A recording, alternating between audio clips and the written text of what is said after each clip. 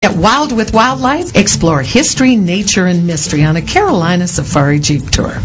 Tonight, take an adventure on the Myrtle Beach Ghost Walk. Explore the haunted swamps where alligators and the ghosts from long ago still reside. Stroll across floating walkways beneath the Spanish moss as your pirate guide leads you by lantern and shares 13 spooky tales along the way. The Ghost Walk departs nightly at dusk, only at Barefoot Landing in North Myrtle Beach, South Carolina. Call 843-361-2700 or visit myrtlebeachghostwalk.com for advance tickets. The Myrtle Beach Ghost Walk. Hi, I'm Annette Martin. Have you had a psychic experience or encountered a ghost and don't know how to explain it? Visit with our exciting guest each week and give us a call on Annette Martin's Psychic World, Wednesdays at 11 a.m. Pacific, 2 p.m. Eastern. Call or drop into our chat room at Annette Martin's Psychic World on HearWomenTalk.com. Attention boppers, shaggers, and swingers, join us at the J.B. Floyd Community Center in North Myrtle Beach, Wednesdays at 7 p.m. for the fast-paced excitement of the Swing Syndicate. Study the swing styles of Jitterbug, Double Time, Lindy, West Coast, East Coast, and Show. Sure to be a big hit on the Grand Strand. That's the Swing Syndicate, Wednesdays, 7 o'clock at the J.B. Floyd Community Center in North Myrtle Beach, 1030 Possum Trot Road, Wednesdays, 7 o'clock. This is Paul Truelove on Zeus Radio Network for HearWomenTalk.com.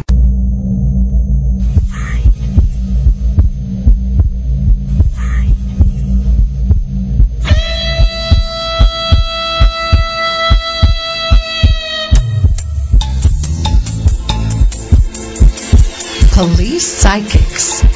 Find me.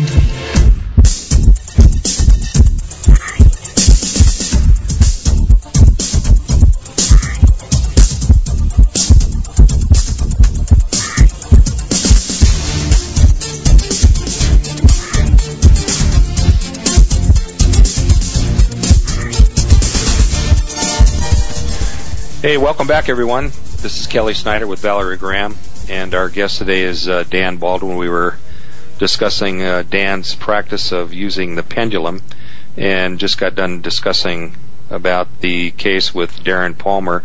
One of the other cases I wanted to touch base with you on was the Ed Hatfield case, which was about 3.5 years ago.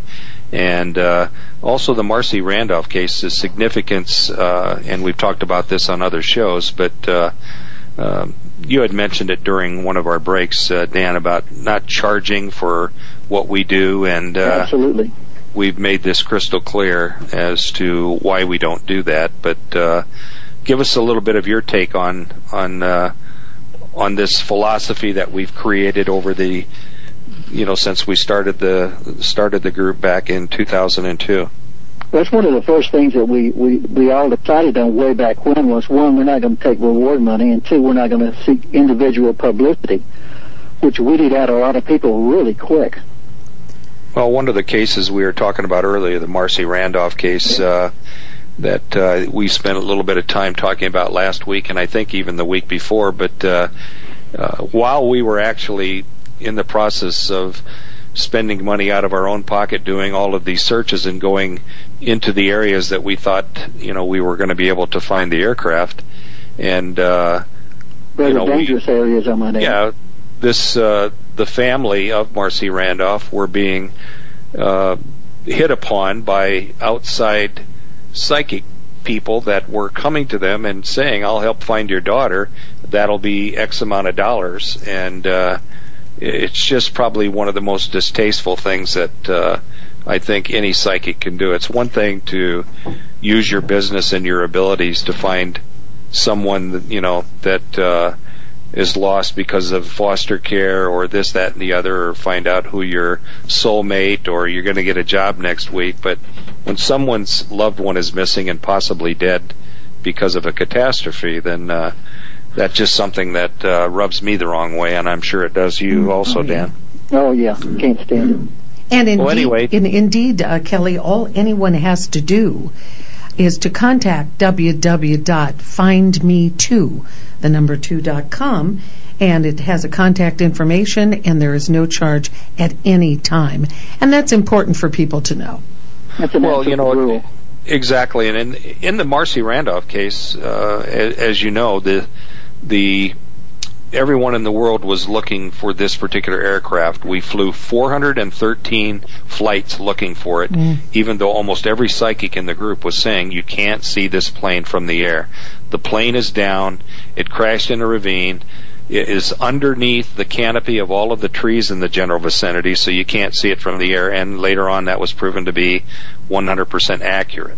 So that goes the one back thing to that was your significant, and I think you're heading getting in early on the case. Well, we were providing at this particular point in the group's life of the group that we were looking for GPS coordinates, and not, you can't say the plane crashed in a ravine in a mountainous area in the canopy of trees, because that is, 10,000 acres of the northern part of Arizona, so obviously that wouldn't help the police. But on that note, Dan, Ed Hatfield, remember that case? Never forget that one. Well, that one was one that all the cylinders, were clicking on that particular case, because we did give the information to the psychic members, at least 10 or 12. Well, 10 or 12 of the members, we were looking for it real quick. It wasn't one where we had a ton of time, because we thought possibly we could find him alive. And I remember your information was a little bit off as far as distance, but still in the same area, still deceased, and I don't remember what else. But bring us up to date on that one, if you would, please. Well, on that one, I did my map dowsing, and I got the correct canyon where he was found. And I got the correct side of the canyon where he was found, but I was, half mile off as far as distance is concerned. And then when we got there and got out and actually looked at the place, I said he's going to be there at that point, which may not be psychic. That might have been just common sense, but that's where we found him. Well, yeah, and a lot of our members were closer than I was. Well, yeah, it was 350 yards from mile marker. Almost to the the foot. Well, exactly, and the significance of that case is the psychic information, and then we had our search and rescue partners out there with us, and literally in 45 minutes from the time the dog teams went out, we got a call, and we had found him. Unfortunately, once again, Mr. Hatfield was deceased, and again, it's something that. It was, I think, 9 or 10 or 11 days later that we actually went on the second search and located him. But it's just one of those things that you go out there with a positive attitude, hoping that you're going to find someone alive on chance that they're alive. And we found him deceased. But again, another case closure. In this particular case, the son-in-law and the daughter-in-law of the deceased were on the scene, along with the deceased really, really close friend.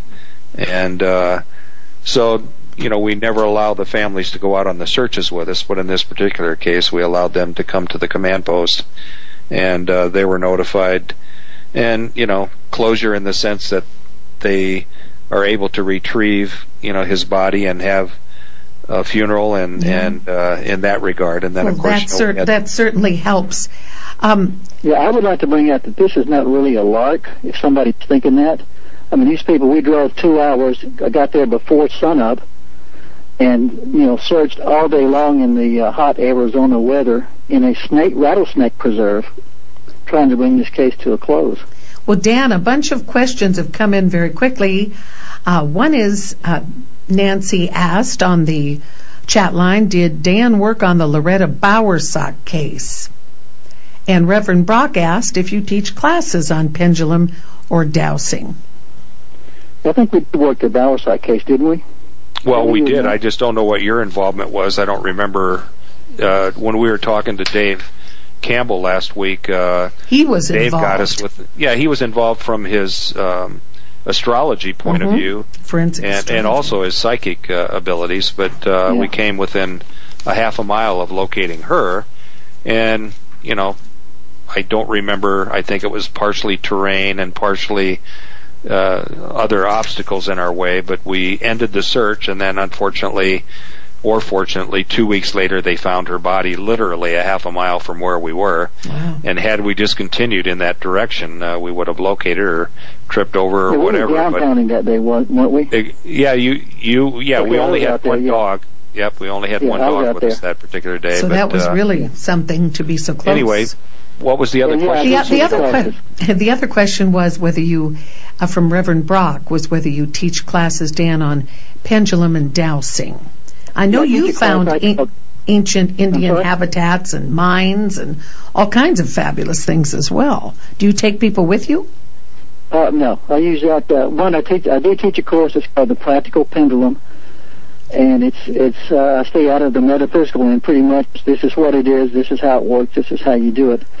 And looking for things in the desert, searching for a lost mine and stuff like that. I use that as an exercise. Try to hone my skills. Do you teach that only in Arizona, or do you have an online course, or? No, that's an in-person thing, so it's whenever I have to go someplace. Well, one of the things we could do is anyone that is interested in contacting Dan, if you would just email us through our website, www.findme2.com, and I'll make sure Dan gets your request, and then hopefully somewhere in the near future, Dan, you can put a class together for those that are interested. So, what is how long is your course, Dan? It depends. It's usually 2 hours. I can't go 3 hours. Depends on the need of the venue. Okay. So it's a simple course. It's not weeks and weeks. No. It's when I say basic, I mean it's actually basic. But you come away from it, you'll know how to do it. I've got you. What's the strangest thing you ever found when you were looking for the Indian habitats and all that?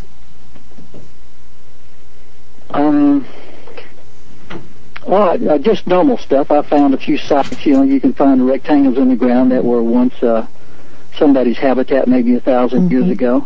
I found artifacts, things like that. Did you ever find a mine? I'm looking for. Beg pardon? Did you ever find a mine, like a gold mine? I found one, last weekend, as a matter of fact, out knocking around in the southern superstitions. It's a great way to practice the skill. Do you have requests to look for the real superstition gold mine, Jacob Waltzer? No, I don't. Again, I don't do this for monetary. Yeah, someone just asked about how about the Lost Dutchman? Well, the rumor is he's lost, isn't he, Dan? He's really lost, yes. Yeah. Well, the other thing I wanted to mention before we took off for the end of the show is you wrote and co-authored the first Find Me book, and aren't you in the middle of something else on the Find Me second book? Right, we're working on working title right now is Son of Find Me, but it's a second book. It's about all our cases, and it's gonna be interesting because we have our successes. We also have a few failures in there and a few open cases. Well, and that's the key component. We're not saying we're perfect. We're not even suggesting that we are, but we do try our very best on each and every case, and that's the whole reason we do this. We're not doing it for anything other than love. We don't make any money on this, and anyway, Dan, I did it'll be a want to thank fascinating you. book, I promise. Well, the cases, it'll be more cases. The first book is terrific. And how a unique group of psychics took off. Yeah. But so will there be more cases in that in this next book? There's going to be tons, yeah. Yeah, good. Yeah. We're thinking at least 20 cases that will be brought to the attention of everyone. But I wanted to thank you. Thank you a million for joining us today, Dan. And absolutely. Appreciate it. And looking forward to book number 2. Coming your way. So is Dan, right? So is Dan. Thank you so much, Dan. This has been very interesting, and I know other people on the chat have written in. And again, if you have any questions for Dan, www.findme2.com, and we'll be back with you. Love your pets. Yeah, absolutely. Kiss your dog, wasn't that it? Kiss your dog on the lips, Val. On the lips, that's right. Thank you, Kelly. Thanks, everyone. Bye-bye.